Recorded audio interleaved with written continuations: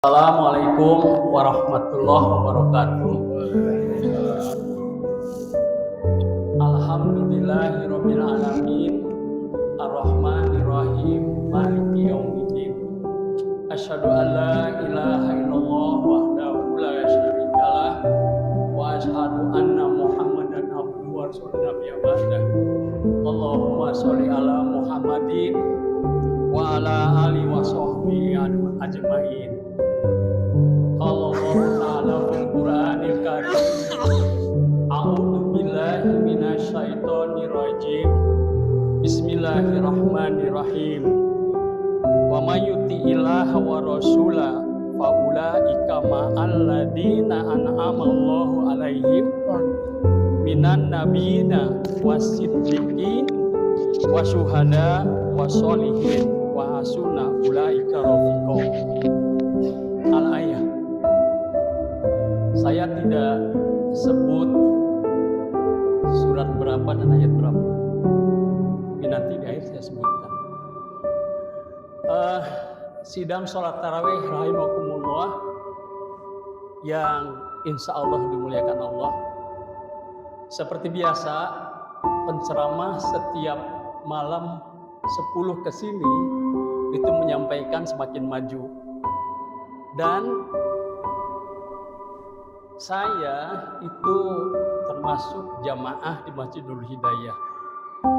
Dan ini sudah mulai banyak yang dikenal sama saya nih, yang sering berjamaah. Jadi sudah mulai tersaring kembali orang-orang itulah yang sering datang ke masjid. Nah ini dikenal nih, sudah dikenal, sudah banyak dikenal. Kebiasaan ini terulang Bapak Ibu. Karena saya dulu mengajar itu di SMA Bapak Ibu ya, di SMA siswanya itu satu kelas 48 dan saya setiap tahun kebagian 6 kelas dan itu hafal semua. Begitu berganti lupa, datang yang baru saya hafal lagi. Nah ini saya sengaja menghafal dari wajah, tapi ada yang tidak tahu namanya. Tapi wajah-wajahnya sudah dikenal. Nah Bapak Ibu sekalian, fenomena ini terus berulang di setiap Ramadan. Jadi harusnya barangkali dikalibrasi rasanya.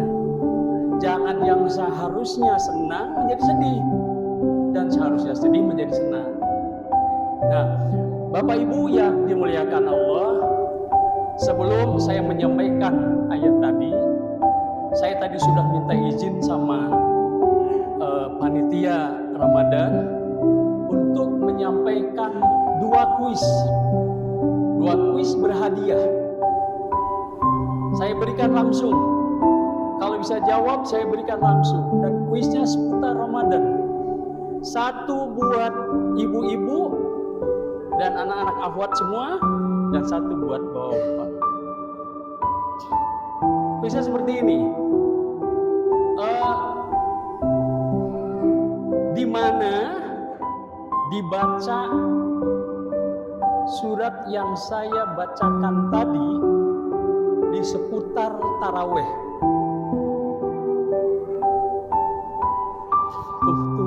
Untuk ibu-ibu dulu, bapak nanti. Ibu-ibu silahkan Bu. Nanti saya keluarkan uang langsung dari saya nih. Saya berikan 50.000. 50.000 untuk men-trigger Bu, untuk men-trigger, memotivasi ibu-ibu. Kapan dibacakan surat yang tadi saya bacakan di seputar taraweh? Apakah sama imam, apa sama Bilal, atau sama siapa? Dan kapan dibacakannya? Dan kalau ibu-ibu menyimak, pasti tahu. Nah, ibu-ibu ada yang mau jawab tidak Bu? Kalau saya lebarkan ke laki-laki nanti, ke bapak-bapak. Sudah ada yang tunjuk tangan Pak Imam tadi? Tidak ada? Ya, Pak Mamat silahkan. Ya, Mas Doa Kamilin ya. Antara tarawih dan witir. Pak Mamat, langsung saya kasih. Kemudian yang kedua, itu sebenarnya harus ibu-ibu, tapi bapak yang jawab.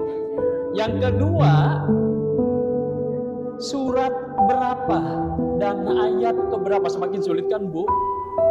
Surat keberapa dan ayat keberapa yang sering dibacakan Sapa Mamat atau Pak Hikmatullah antara sholat tarawih dan sholat witir? Surat keberapa dan ayat keberapa? Saya ngajar tadi tidak dibacakan. Oke, saya kasih clue atau saya kasih bantuan dulu. Suratnya surat keempat, surat wanita. Ayatnya keberapa? Wah, tidak ada yang bisa jawab. Berarti buat saya yang 50. Ya, 69. Ya Mister, kalau gitu yang bisa jawab. Silakan Mister nih. Ini Mister, ambil langsung. Ambil langsung. Cepat-cepat. Ya. 2 sudah ya. Berarti didapat sama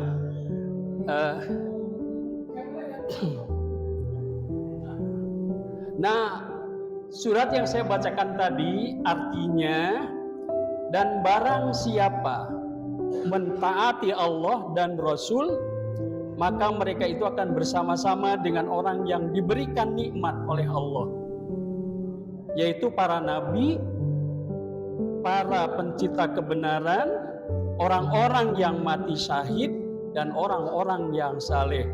Mereka itulah teman yang sebaik-baiknya. Dari teman yang sebaik-baiknya itu tadi ada 4 kriteria Bapak Ibu. Kemudian yang saya akan tanyakan, apakah kalau kita sholat tanpa baca Al-Fatihah sah tidak sholatnya? Tidak sah. Berarti Al-Fatihah itu harus dibaca baik dalam sholat sunat maupun dalam sholat wajib. Tanpa membaca Al-Fatihah tidak sah sholatnya. Walaupun kita membaca seluruh Al-Quran dibaca dalam sholat, tapi kalau tidak membaca Al-Fatihah tidak sah sholatnya. La sholata limalam yakro bi fatihatil kitab. Tidak sah sholat seseorang yang tidak membaca surat Al-Fatihah. Terus kemudian Bapak Ibu sekalian yang dimuliakan Allah, surat Al-Fatihah itu dibagi 2. Dibagi 2. Satu, pujian terhadap Allah. Yang berikutnya adalah permintaan kita kepada Allah. Ada 2. Yang 1 sampai 4 itu pujian.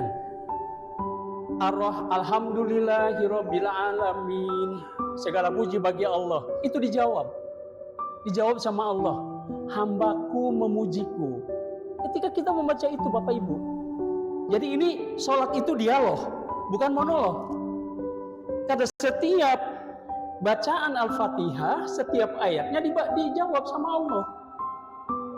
Jadi ada para ulama atau hadis yang menyampaikan bahwa jangan disambung.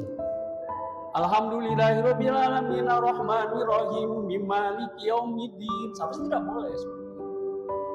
Karena setiap surat, setiap ayat dijawab sama Allah.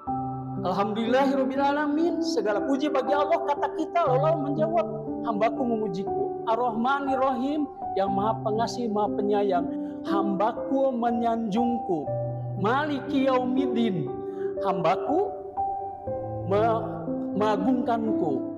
Itu Pak, Bapak Ibu, selalu dijawab sama Allah. Kemudian iyyaka na'budu wa iyyaka nasta'in, aku menyembahmu, ya wa iyyaka nasta'in, dan engkau aku berikan apa yang kau minta. Kemudian ihdinas siratal mustaqim, gitu kan? Ya Allah, tunjukkan jalan yang lurus.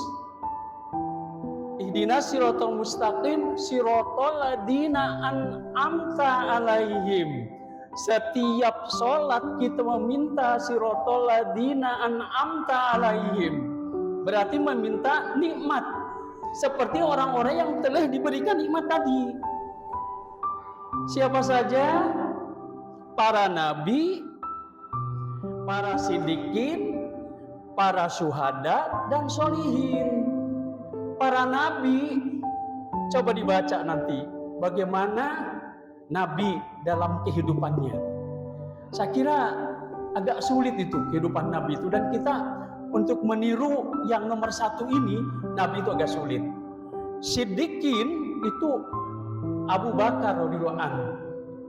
Itu yang membenarkan ketika Isra Mi'raj, kemudian Rasul turun dari Isra Mi'raj, semua tidak percaya dengan hanya 1 hari 1 malam Rasulullah bisa Isra Mi'raj.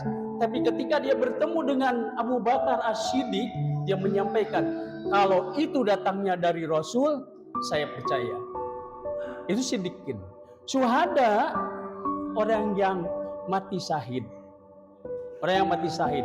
Kemudian sholihin, orang-orang yang soleh. Dan semua empat-empatnya ini orang-orang yang sudah meninggal dunia, bukan orang yang masih hidup. Orang yang masih hidup itu walaupun sekarang mungkin kelihatan soleh, kelihatan bagus, kelihatan dalam amalan-amalannya bagus, tapi akhirnya belum tentu. Akhir nanti belum tentu. Nah, maka 4 contoh yang disampaikan di ayat yang pembukaan tadi adalah 4 orang yang perlu kita tiru dan kita minta dalam setiap sholat, baik itu sholat sunat maupun sholat wajib. Kita mungkin belum bisa selevel Nabi, Bapak Ibu, tapi kita bisa jujur seperti siddiqin, berkorban seperti syuhada, dan beramal baik seperti sholihin. Kuncinya hanya satu. Awal ayat tadi, taat kepada Allah dan taat kepada Rasul. Demikian Bapak Ibu sekalian, mudah-mudahan bermanfaat. Semoga kelak di yaumil akhir kita dikumpulkan bersama rombongan orang-orang mulia ini. Amin ya rabbal alamin. Wassalamualaikum warahmatullahi wabarakatuh.